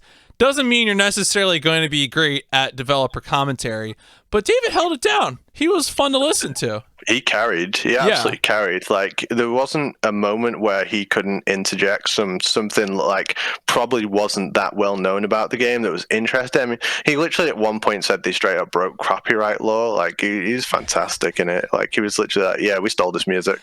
It was so good. Like, and that morning I was like, just chilling with Adam, the guy I did co-op with, and I was saying, like, this cool. This level's cool because it's like Blade Runner, and this level's cool because it's like a dam in GoldenEye. And then he's telling that back, and Adam just kept looking at me like, "Oh my god, you were right about this." So like, very very cool experience. And there needs to be more of that in speedrunning. And I honestly think there isn't enough of that, and I honestly think people just aren't asking people like go if you can't really do it with Metal Gear because Hideo Kojima isn't going to come and do commentary on a run. Like it just isn't going to happen. But you could probably get Paul Iden to come if you asked him, like, you know, Colonel Campbell. You could probably get him to come and do it. Like, if I'm just trying to say that if you ask people who made these games, like, they do love them as much as you in most cases. You have to really care about this a lot to make it in the first place. So, you know, ask more, I guess. Yeah, I mean, you know, treat it professionally too, right? Because I think that's really, if you're playing civil, it's not like, you know, and you're using a proper channel, you know, a professional channel via, you know, whether that's a business email, a Twitter, or whatever. You know, there's really nothing wrong with it. You are providing that opportunity. And if it works out, it's awesome. And if it doesn't, you know, you still conducted yourself in an equitable manner, so it's okay. You know, it's not no problem. Yeah, I think like for David, he was looking at this like it was something raising money for charity, and all he had to do was speak about a game that he loved for 35 minutes. I think it was probably, you know, I didn't really ask him like this, but I'm assuming it was no skin off his nose to come and talk about Time Splitters for a bit. Like I'm pretty sure he enjoyed it, to be honest with you. You did mention briefly that I didn't even realize how well this tied in. That your co-op partner is also the same partner that you do the mystery tournaments with. Yeah, we not only mystery tournaments, but we've run like Smash tournaments together. Okay. Like, Adam came to a Smash tournament that I ran, and then pretty much ran it for me. He just turned up and he was like, "This like Adam's like the like Batman of the Northwest. He just knows when people are in trouble and comes to northwest of England. I mean, like, yes. He just knows when things are in trouble and comes to sort them out. Like, there's multiple scenes within the Northwest that run Smash tournaments, and he also runs them. So he just goes to each one and does everything they need. But we run mystery tournaments together. We mostly run them in person. So we just have a load of CRTs in my house and a load of like Wii's and different consoles, and we run mystery tournaments. So we have team ones where we have like 5v5, and it's just completely new games every single time. We've also done like ones with like video game quizzes as well. It's just like, if you're a gamer, it's like the most fun party game you can play. Yeah, no, that's neat. I mean, do you have any particular favorite mystery experiences, or like a favorite game where like you're like, oh, well, now I have to play more of this after this? Yeah, you ever play Windjammers?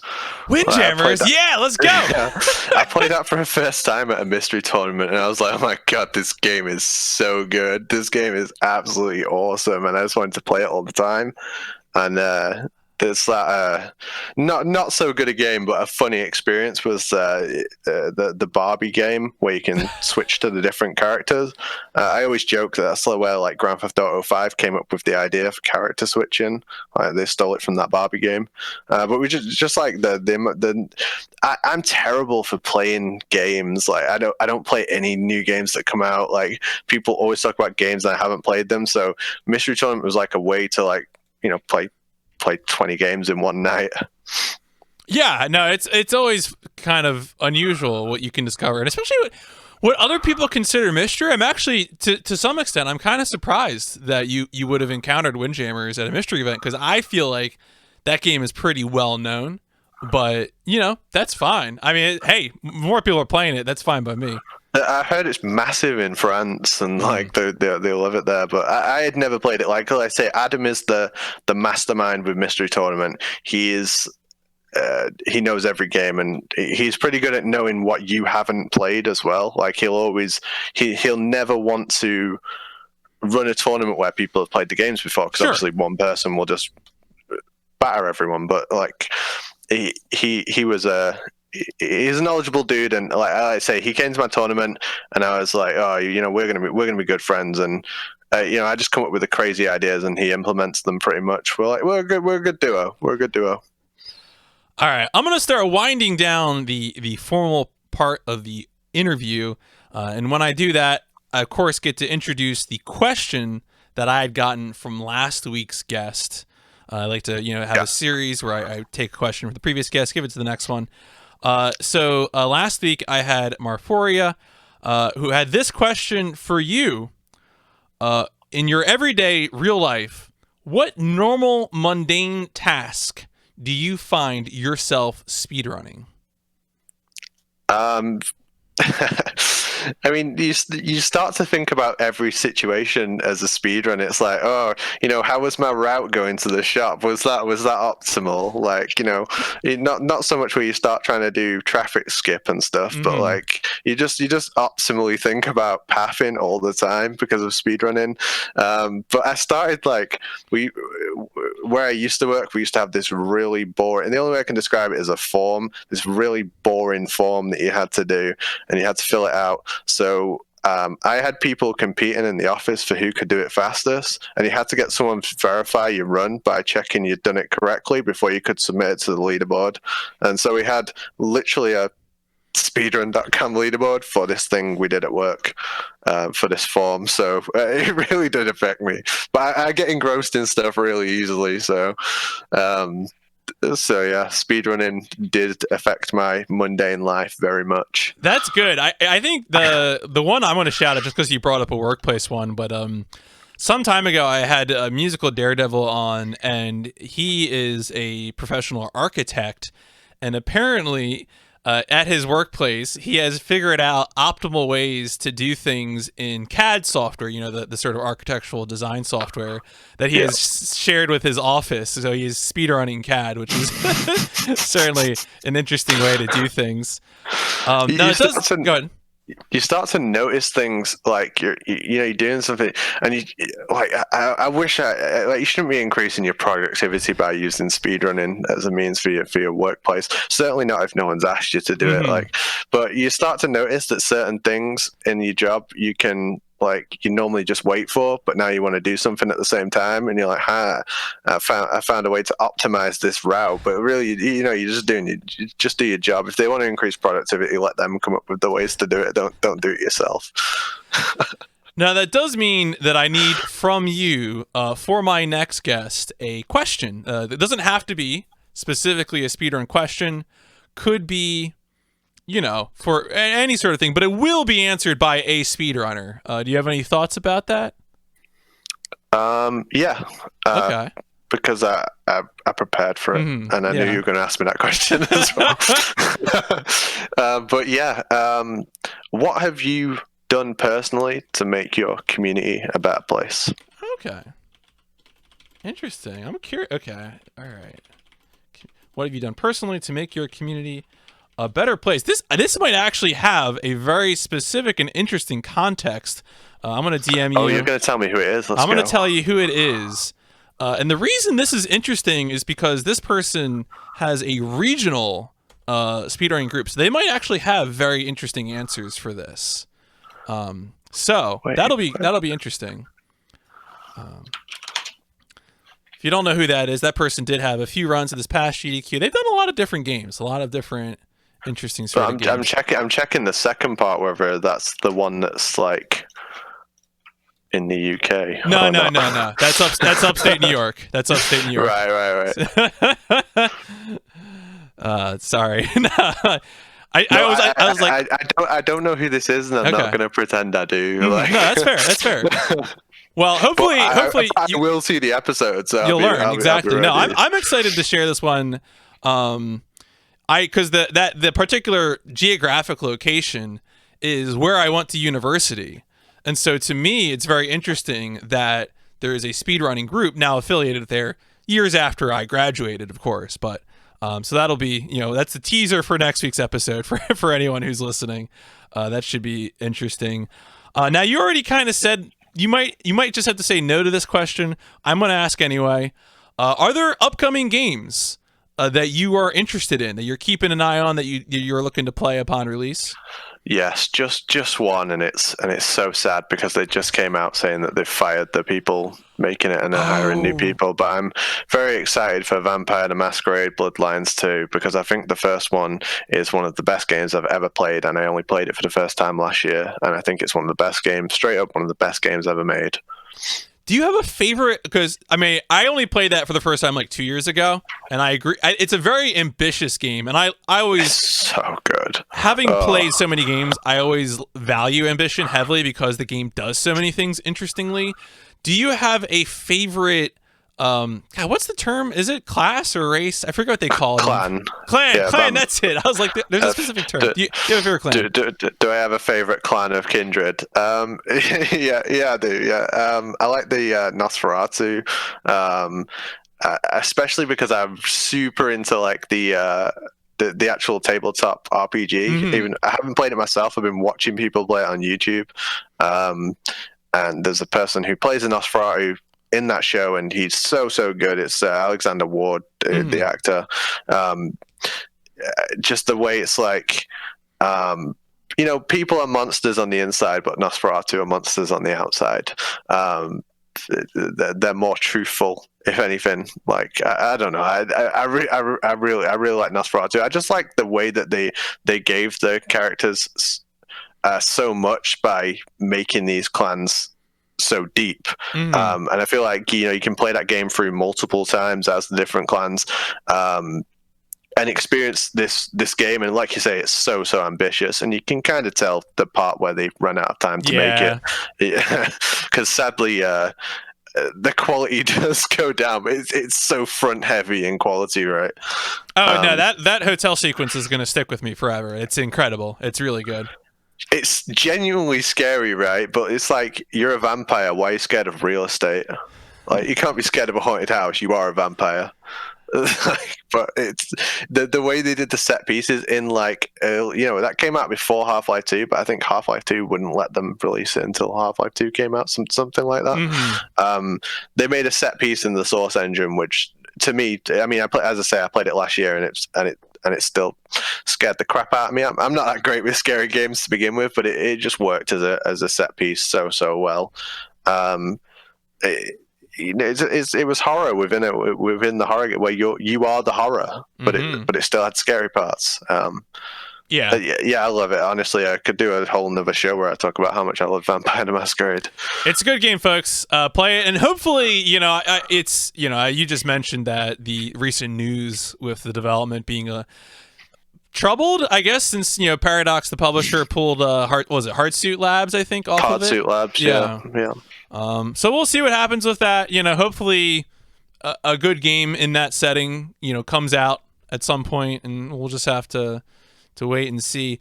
I wanted to give you a chance to maybe shout out if you could put more eyeballs on somebody streaming speedruns, who would that be? Who do you want to shout out? You mentioned him a few times, but definitely Plywood.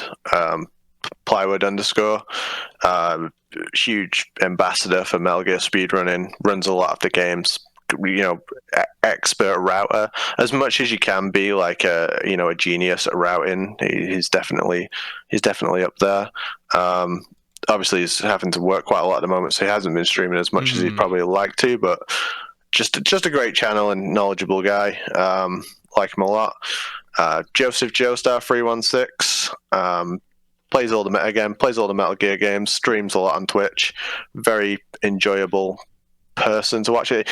For me, when I watch Joe, it's not really about the game he's playing, because he plays like Metal Gear games I wouldn't play myself, but I just like watching him. I could go on. There's so many good streamers, and the Metal Gear community itself. We have our own Twitch channel, which is just Metal Gear Speedrunners. Twitch.tv/Metal Gear Speedrunners. You'll get a good feeling for the community by following that channel, and obviously I don't know if I want to go into this, but just stop me when you want, because I will speak forever. Well, all right. I mean, certainly, I will be, if you're watching this now, or if you're listening to this after the fact on YouTube or Spotify, iTunes, I'll be trying to include some of the links. I'll probably at least include the Twitch and Twitter for Metal Gear Speedrunners. Where should people find you? Yeah, follow me on Twitter at ApacheSmash. I post a lot of rubbish on there. If you're into a bit of rubbish, I'm always posting just something silly that comes into my head at the time. I'm a little bit more serious when I do the Metal Gear Speedrunners Twitter. I have somehow streamed every day on Twitch for since the start of this year. I just kind of stream the game though. Mm-hmm. I'm just like, here's the game. I'm playing the game, and people seem to respond well to that. It's been a good time streaming on Twitch.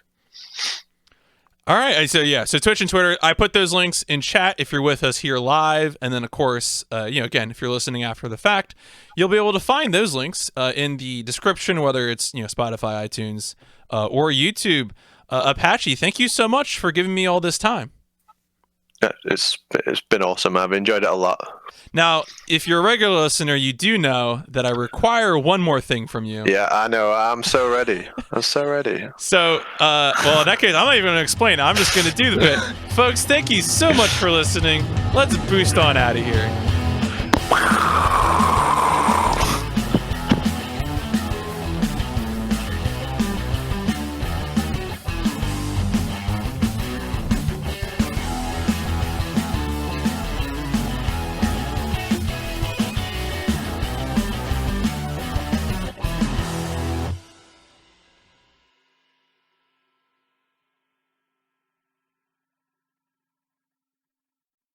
Very good.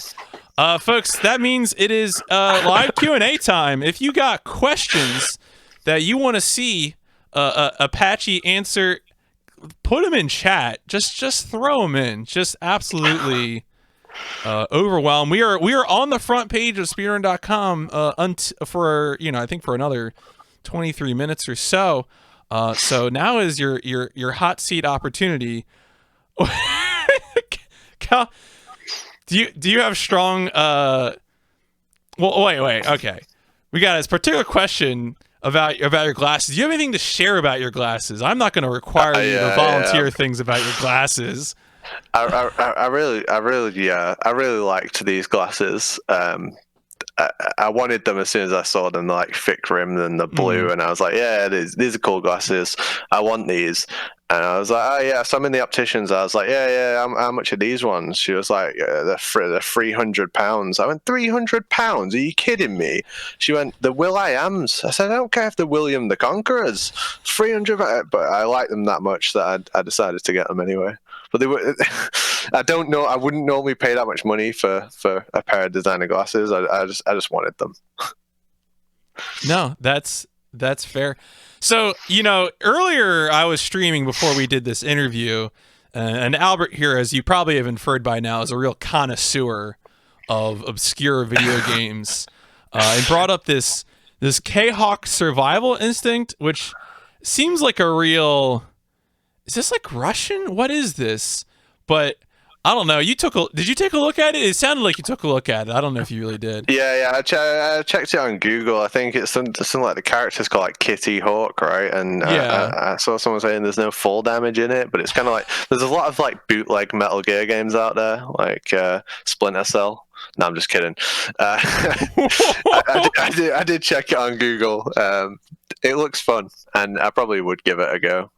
Certainly looks like of the time, which I think maybe even the more important thing. I feel like a lot of the thing that makes Metal Gear Solid interesting to me is that I feel like it has very specific edges. And I think a lot of if someone were to even try to copy the game, like let's just say some developer was like, I'm just going to make Metal Gear Solid 2 in Unreal Engine 4, I think you would find a lot of those edges just sort of rubbed off. And so I feel like you almost need it to be of the time period to get this sort of experimental nature. And this looks like it. This looks like a early 2000s game. You never know. Like I might just play this, after the stream. I'll give this a go at some point, and I might just like. I'm not a Metal Gear speedrunner anymore. I'm only into K-Hawk Survival Right. Instinct. That's the real Metal Gear.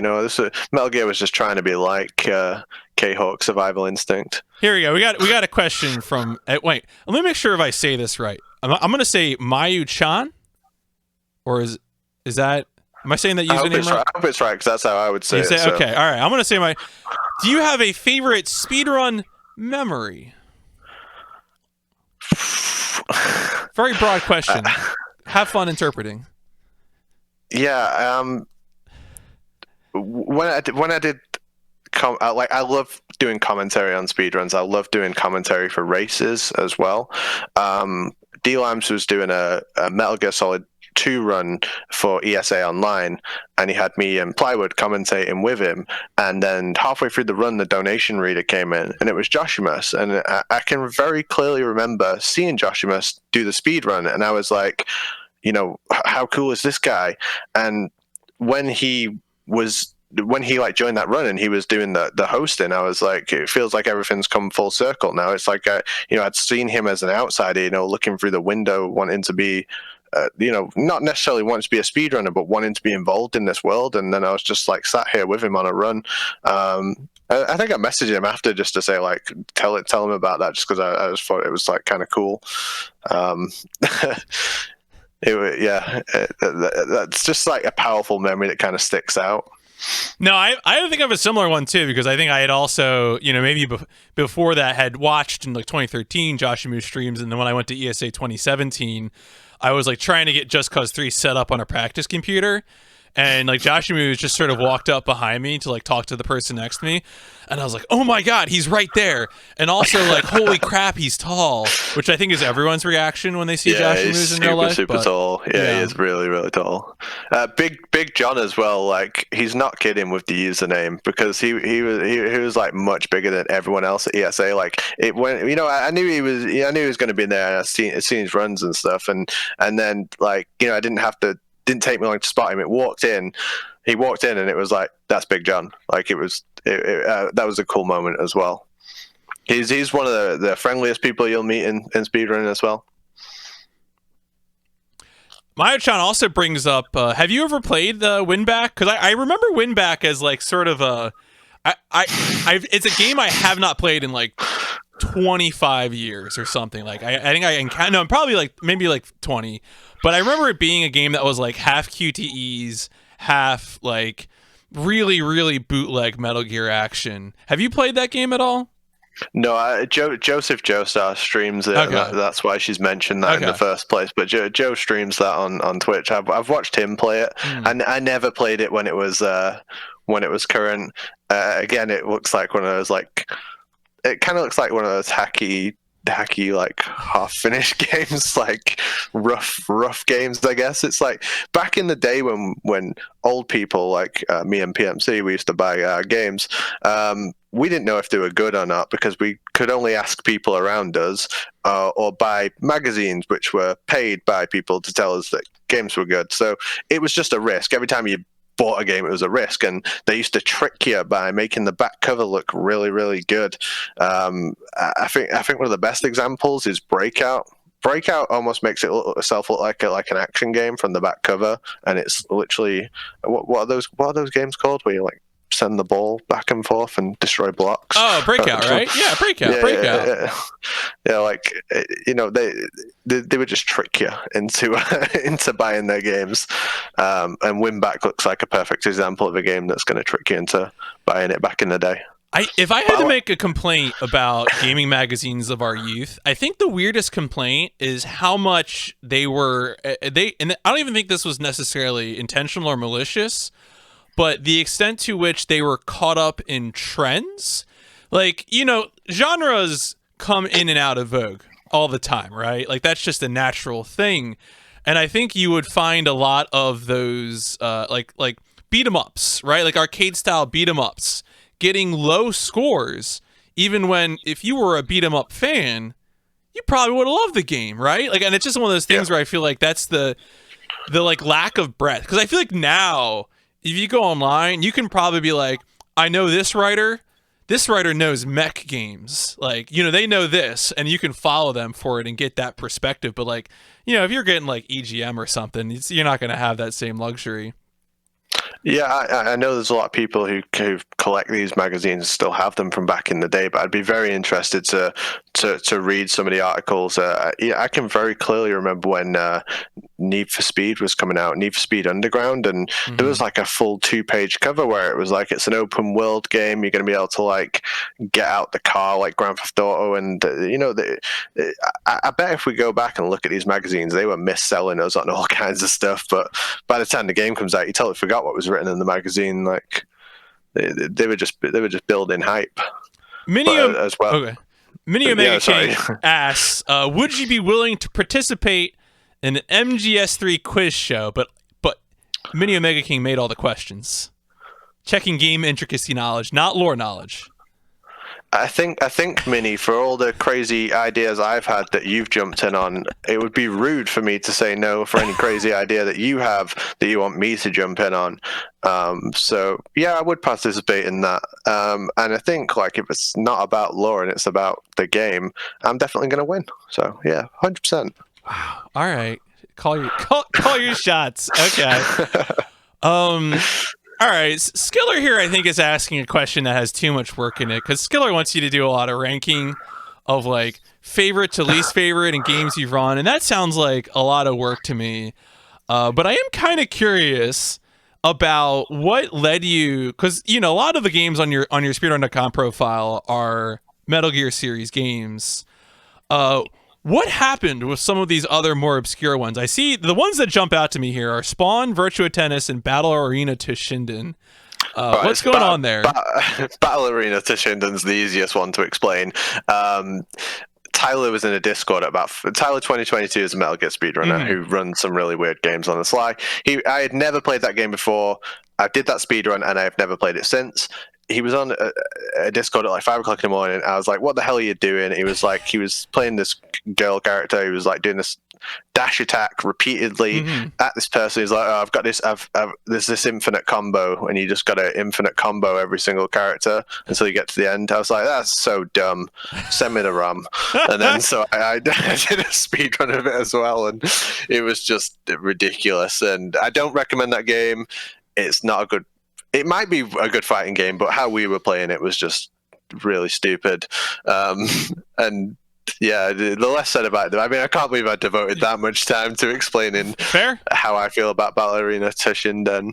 If you hadn't have said it out loud there, I wouldn't have even been sure how to pronounce the last word of it. What about Virtua Tennis or Spawn? Now, those are Dreamcast games. Yeah, I mean, like I say, I love the Dreamcast. Spawn in the Demon Hand is like, it's an arcade port for the Dreamcast of a ridiculous arcade game, which I would love to try the real one out, but apparently it's really, really bad. Apparently it's not a very good arcade game at all, but I love Spawn. I think he's such a cool character. I mean, super edgy stuff anyway. Like, Spawn, to me, Spawn looks so cool. So I played this game as a kid. We used to play co-op and do the story and just run around these levels, and basically the game is it has multiple levels. You have to kill some enemies, then a boss appears and you have to kill the boss. But I just played it a lot as a kid and decided to try the speedrun out. Again, the speedrun isn't particularly fun. You have to just get into a position to be able to infinite the boss with the Admonisher character. It isn't a good Spawn game. There was recently, I can't think what he's called. Angry Video Game Nerd did like an episode on the Spawn games, which was fantastic. He had someone play the clown, and it was like a really good actor. It was so good. It just talked about how horrendous the Spawn games were. Everything he said about that game, he was completely right about. Like, it is not a great game, but when you play games with your friends, it doesn't really matter how good they are. I really feel like when you play computer games with your friends, it makes up for a lot of bad things about the game. Oh yeah, absolutely. You make your own fun. Yeah, for sure. World of Warcraft was just because of Exile's Reach came out, which was like a new starting zone. World of Warcraft has had a problem for years with having like a new player introduction. It's very much kind of just like you get dropped into the world, and it's I mean, when World of Warcraft came out, it was much more casual than like EverQuest and stuff, but it still wasn't. Its new player experience was still very unforgiving. So Yeah. Exile's Reach was a very clean way of introducing players how to play the game, and I tried it out. I'd played WoW for years. I knew what I was doing, but I just wanted to try it out because it was a new thing. It was kind of like Tutorial Island from RuneScape, right? Like, it was its own one. So I just got really into like seeing how fast I could get through it, and all my WoW friends like know that I speedrun, but none of them speedrun. So as soon as I started, so they know that I speedrun, but none of them like it or care about it, right? They're just like, oh god, what the hell are you doing? So as soon as I started speedrunning Exile's Reach, they were like, oh, here he goes again. Oh, did you get world record with your orc? And they were just making fun of me. So that was a good laugh. All right, I'm gonna give you another Mario-chan question. Well, I'm not going to require the first part. I don't know. The person you look up to most IRL, I don't know. We'll keep this to speedrun. How about speedrunner wise? Do you feel like there is a speedrunner that you admire the most? I feel like no matter who I say, another person's gonna be upset. Like, I have a lot of peers in speedrunning, and I don't think I'd be the speedrunner that I am if I didn't take advice. And you really should. Like, there's when you get into speedrunning, so many people have way more experience at every single facet of it, whether it's streaming on Twitch or attending marathons or like whatever it is. Reach out to people and ask people about their experiences. It's the best way to learn.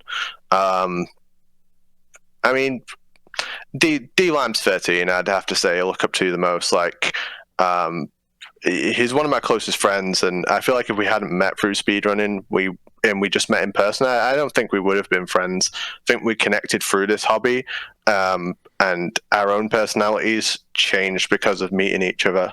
I think that makes sense. We both grew as people from knowing each other. Got a lot of respect for him, and we were so competitive with one another. That just gave me like such a desire to play and get better because I wanted to beat him, and we would spend all our time. Yeah, I love you too, man. We would spend all our time like sharing information on the game and testing things till like 5 o'clock in the morning, and yeah, he's a quality guy. No, that seems solid. Speedrunner that I've met in person would have to be Argic. He's a Sonic speedrunner, Twitch streamer. I met him through UKSG. At my first one, like I was having a horrendous time, and he just gave me some like advice about speedrunning. Really helped me feel much calmer and able to go ahead and do my run. Like, I was very nervous for my first run. I remember when I first walked up to their desk and he was like, when are you going to run European Extreme? And the first time I ran European Extreme in an event, I'm like, I'm going to run European Extreme, I'm doing it now. So he's just like a guy that if you see him on Twitch, he's all like frantic and commentating, and like he's kind of wild to watch. When he did, a lot of people will remember his Sonic GDQ run because it was nutty, like how much he can talk and play. When you meet him in person, he's just so extremely positive, and he makes you feel comfortable. So I do look up to him, and I kind of want to emulate him as well when I speak to people at events, and when the time comes that I'm the older runner and I've done it tons and tons of times, I want to make sure I make people doing it for the first time feel as welcome as possible. Now, Argic is a good one. Also, I have had him. I forget what number it is. It might have been somewhere in like the early 20s or something like that. But no, he was great to talk to. Definitely, a real pillar. Actually, that brings me. So one of the questions I like to ask, just because I'm kind of lazy during the QA, is anybody you want to see me interview on this podcast? Just any thoughts on that one? I know I've already had a few people. I had Plywood. I've had Argic. I don't want to give you a Metal Gear Speedrunner because I know you're in the Discord and I know you see everything we do anyway. Like you see a lot of what's going on. And I think as far as Metal Gear Speedrunners that you want to reach out to and interview, I bet you've already got a list or a spreadsheet. I know you like spreadsheets. I do like spreadsheets. So. It's true. There may be a spreadsheet. I don't know. I kind of don't want to spoil the show for myself because I like being like, oh, it's someone new this time. Like, I like being excited to find out who's on, and especially like when like I don't know who they are, and then they turn out to be really quality. Like I didn't know Emre at all, and I think they were an excellent guest. Yeah, and Emre was a ton of fun. way how passionate they were about making communities more inclusive. I think it's so important. Like I absolutely despise boys club communities who are very unfeeling to any other ideas other than what them and the mates have come up with. I really like that episode just because they cared about it a lot. Yeah, but no, that was. I haven't got a guess for you. I'm sorry, man. I haven't got a guess for you. That's fair. I got plenty of work. But I always like to, it's kind of the nature of collecting spreadsheets is that I'm always looking to input more data. But don't worry, I got leads and things that I'm working on all the time. Folks, we're coming up. We only got a few minutes left. If you have any more questions that you wanted to throw to Apache here, speak now or forever hold your peace. Also, if you have thoughts on, obviously, don't check your following list too soon. But if you had thoughts about a raid target, I will be needing that. In a few minutes. So got one. Okay. Yeah, so got one. There's one thing you didn't ask me. I'm kind of disappointed because I was so ready for it. What? You always ask about controllers, and I know why you didn't ask this because I don't show up. I did skip. I always try. It's funny. I really should have asked that because you do consoles, and it just for some reason sometimes that just slips my brain. Please, your controller takes. Yeah, so Emre produced a really nice Xbox One controller, right? And like, I want to just say that mine is better. So this is my Xbox One controller. Mm-hmm. It's a pink Minecraft pig. I like it a lot. I bought it pretty much as soon as I saw it because Jaguar King, who was big inspiration for me getting into Metal Gear speedrunning, had a pink DualShock 3. I don't want a DualShock 3 because DualShock 3s are the worst controllers ever made, hands down. They are so bad. Every time you have a guest that says DualShock 3 sucks, I'm like, yes, worst controller of all time. That's so how bad. do you react when I tell them that I like the DualShock 3? Wait a second here. I don't know. I just think you must just look after your stuff so well, because like the pressure sensitivity becomes more and more sensitive with every single time you press the square button. Like it just becomes more and more sensitive. That must be why, because I'm speedrunning PSTV games on them, so it doesn't matter probably. That's why. Yeah. Okay.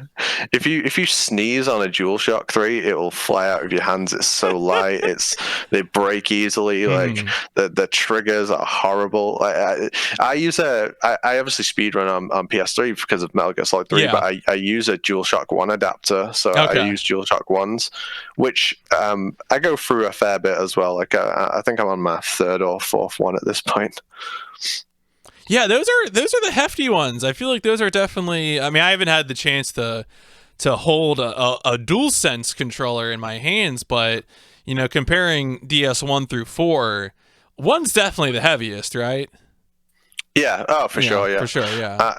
The biggest problem with getting DualShock 1s now is you're going to get them used, and they are in different states of repair, and a lot of the damage isn't obvious. And in MGS3 you have to quick reload, which is double tapping R2 and then fire in, double tap R2, fire. Like you have to do this for like a 12-minute section repeatedly. So basically I only have them for a certain amount of time before the R2 stops working. So I'm going to buy up the world's supply of DualShock 1s, and eventually there'll be none left because I used them to play Metal Gear Solid 3. Now, I know you mentioned earlier that the GameCube was a foundational console. Obviously, I think you did that Time Splitters 2 run on GameCube as well. How do you feel about the GameCube controller? It's a very divisive topic. I play Smash. I love it. Obviously, Okay. I miss walking into a venue, hear the sound of Dreamland over a CRT, and just hear the like clacking of people wave dashing back and forth, and that to me is like I miss that sound so much. Yeah, no, I definitely hear that. I can't wait to go into any sort of con. I'm sure you could rattle off a list, UKSG, other events. I feel like for me, I had a whole calendar year of MagFest, Too Many Games, GDQ, TwitchCon, and all the different things, vendor rooms, etc. That you just missed out on. All right, maybe we got one more in here Mayo-chan threw in, what is your favorite console? You know, I used to say it was the Dreamcast, but since going back and playing the Dreamcast, it doesn't have any games. There's like no games on it. No. It felt like it had infinite games. Like I don't know what it was. Like did I just play Shenmue for like 5 years or what? Like it doesn't have any games. What have they done with the Dreamcast games? So I'd have to say consoles are lame and PC is the best, and just put all your games on PC. Like, stop doing this console thing and pretending like we all have to buy these console wars. Like that's for like when you're a kid and you can only get one, right? Or none in my case. Like, but now we're adults, we have to buy them all, but we don't want to. We can, but we don't want to. Just put them on the PC so we can play everything. Aside from that, probably the PlayStation 2, right? Yeah, not PlayStation 2, right? That's just easy. It's also so easy to mod. OPL is so convenient. And that thing does have enough games as well. Like, it's got a few. All right. Well, in that case, I think we have reached the end of our time. Thank you again for giving me all the time. Where are we going? Oh yeah, I'll send you a link. So Joseph Joestar streaming. I love Joe so much. One of the nicest people you'll ever meet. He's playing Metal Gear Solid 3 because he's competing in this tournament this weekend. I think I can post links in your chat, right? Yeah, you're good. Yeah, Joseph Joestar. He's brilliant. Honestly, I like him so much, and he's so nice. And yeah, he's everything. He's everything you want out of a streamer. Just so friendly. Awesome. Well, I'm going to queue that up. I'm going to let you go. Thank you so much again. Hopefully I'll see you around in the future. Yeah, thanks very much for having me, and I'll miss out on the next episode now because I can't watch this one, but I look forward to the next guest. Excellent.